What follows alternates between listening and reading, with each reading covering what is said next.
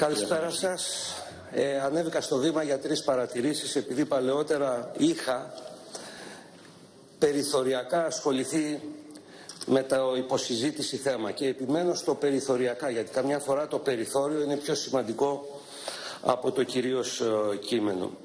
3 παρατηρήσεις αφορούν στο ερώτημα τι σημαίνει απλή αναλογική, γιατί ψήφος στους 17'ριδες, προσωπικά λέω στους 16'ριδες και θα εξηγήσω γιατί, και τέλος γιατί, και εδώ βρίσκεται ο αγαπημένος φίλος Κώστας Κανδαλίδης, το ΠΑΣΟΚ αρνείται να ψηφίσει την απλή αναλογική.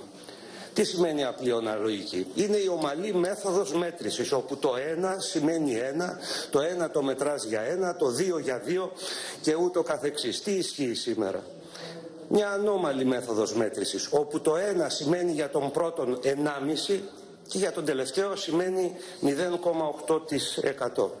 Αρκεί αυτή η απάντηση στο ερώτημα τι σημαίνει απλή αναλογική?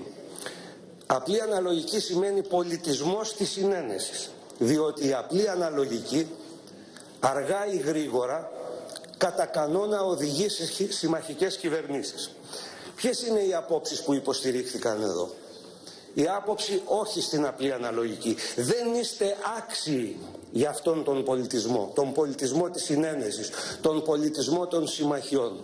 Έναν πολιτισμό, και με αυτό είχα ασχοληθεί ως μεταφραστής παρακαλώ και όχι ως δημιουργικός γραφιάς, σχετικά με το σύστημα της Σουηδίας, όπου πραγματικά κατά δεκαετίες, κατά καιρούς έχει επικρατήσει αυτός ο πολιτισμός της συνένεσης. Ο ΣΥΡΙΖΑ τι λέει? Ο ΣΥΡΙΖΑ λέει ότι είμαστε άξιοι για αυτόν τον πολιτισμό της συνένεσης, που είναι υψηλού βαθμού πολιτισμός. Η άλλη άποψη τι αναφέρει? Όχι, δεν είστε άξιοι για αυτόν τον πολιτισμό της συνένεσης. Ακυβερνησία, χάος.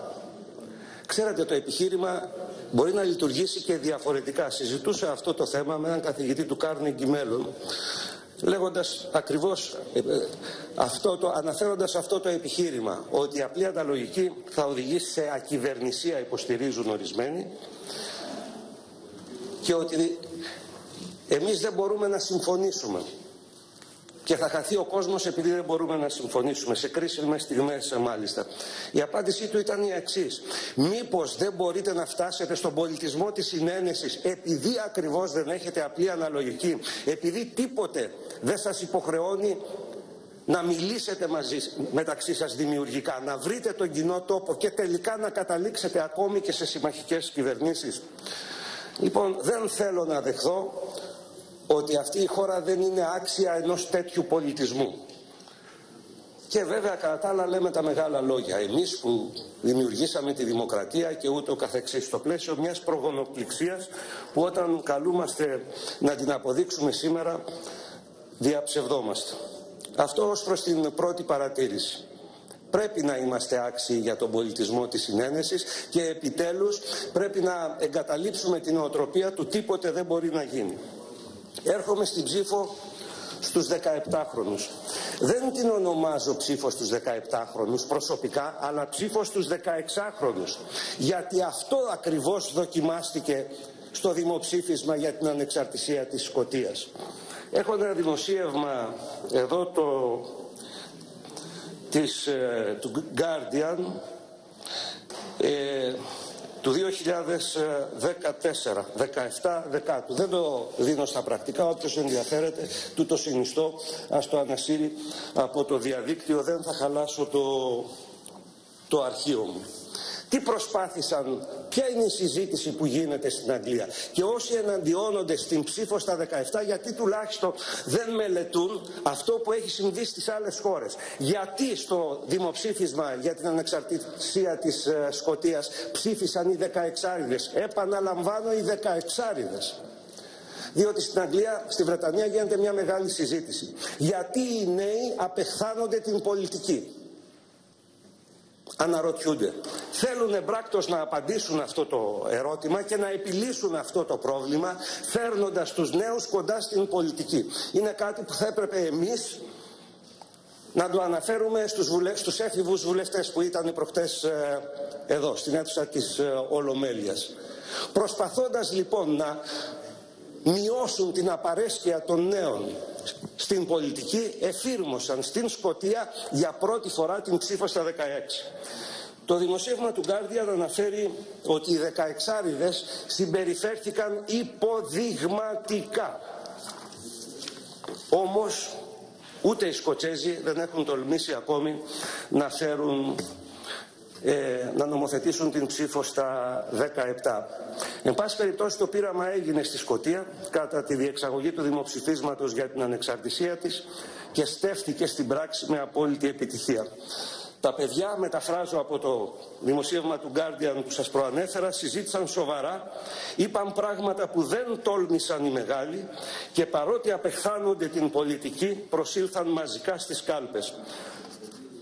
Θα μπορούσαμε να ζήσουμε κάτι τέτοιο στην Ελλάδα? Νομίζω ότι σε αυτό τουλάχιστον δεν θα έπρεπε να πείτε όχι. Σημείωσα με πολύ ενδιαφέρον μια παρατήρηση του κυρίου Βορίδη. Είπε, όταν για παράδειγμα ο αστικός κώδικας δεν αναγνωρίζει δικαιοπρακτική ικανότητα για τη μεταβίβαση ενός ακινήτου σε έναν άνθρωπο 17 χρόνων, όταν δεν του αναγνωρίζει την ικανότητα να συνάπτει μόνος του συμβάσεις εργασίας γιατί θέλει την άδεια του γονιού του, όταν δεν του αναγνωρίζει πλήρη καταλογισμό, τότε ερχόμαστε εμείς και λέμε ότι στη συγκεκριμένη ηλικία έχει πολιτικά δικαιώματα. Είναι ένα λογικό επιχείρημα πραγματικά αυτό, είναι λογικό. Για να το δούμε όμως και διαφορετικά. Όταν ένα παιδί διακόπτει στα 15 του ή στα 16 του το σχολείο και εργάζεται στο βουλκανιζατέρ του πατέρα του, γιατί σε αυτό το παιδί δεν αναγνωρίζουμε δικαίωμα ψήφου? Θα σκεφτούμε την δικαιοπρακτική ικανότητα? Όταν τον καλούμε στα 16 του να λάβει την πιο σημαντική επαγγελματική απόφαση της ζωής του, ποια σχολή θα επιλέξει για να σπουδάσει, γιατί να μην το αναγνωρίζουμε και το δικαίωμα να ψηφίζει? Άλλο ένα λεπτό, κύριε Θανασίου. Ναι, και θέλω 30 δευτερόλεπτα μόνο για να αναφερθώ στο Πασόκ. Μου έκανε πολύ μεγάλη εντύπωση η άρνηση του να ψηφίσει την απλή αναλογική. Δείτε, ο ελληνικός λαός έφερε το Πασόκ στη θέση που το έφερε. Δεν το κατάργησε. Δεν το έστειλε σπίτι του. Το έστειλε εκεί που το έστειλε, χαμηλά σε σχέση με το παρελθόν του. Πολύ χαμηλά. Η απλή αναλογική τι προσφέρει στο Πασόκ? Θα το πω χοντρά. Προσφέρει έτσι κι αλλιώς, μην με παρεξηγήσετε, δεν έχω διάθεση εριστική, προσφέρει ένα σωσίδιο. Γιατί το Πασόκ αρνείται να λάβει αυτό το σωσίδιο?